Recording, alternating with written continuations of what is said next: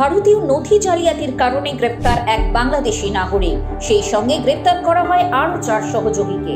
এনএসসিবিআই airport থানা immigration officer Subrata Kumar রায়ের কাছ থেকে খবর পায় যে মোহাম্মদ ইউসুফ নামে এক ব্যক্তি দুবাই থেকে ফ্লাইটে এসেছেন এবং ইমিগ্রেশন ক্লিয়ারেন্সের জন্য জরুরি শংসাপত্র তৈরি করেছিলেন। এই ইমিগ্রেশন প্রক্রিয়া চলাকালীন মোহাম্মদ ইউসুফকে জিজ্ঞাসাবাদ করা হলে জন্মসূত্রে একজন বাংলাদেশি নাগরিক হওয়ার কথা স্বীকার করেন তিনি।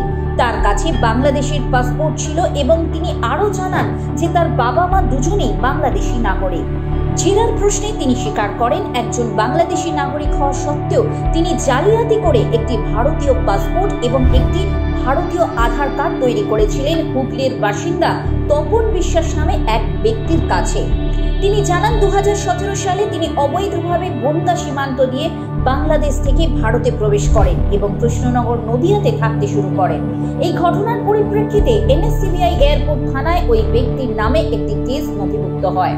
তদন্তের সময় মামলা তদন্তকারী অফিসার এসআই রেহান আলী ও তার সহকারীরা মূল অভিযুক্ত সহ আরও 4 জনকে গ্রেপ্তার করেন। ধৃতরা হলেন সৌভিক হালদার ওরফে জগা, নিতাই হালদার, সাধন বিশ্বাস ও সুমন দাস। এরা প্রত্যেকেই নদিয়ার বাসিন্দা। অবৈধ কাজ করা থেকে নিজেদের বিরত রাখুন। অবৈধ কার্যকলাপ রুখতে নিরন্তর অভিযান চালিয়ে যাচ্ছে পশ্চিমবঙ্গ পুলিশ প্রশাসন। সঙ্গে থাকুন, দেখতে থাকুন friends of West Bengal police, মানুষের পাশে বিশ্বাসী।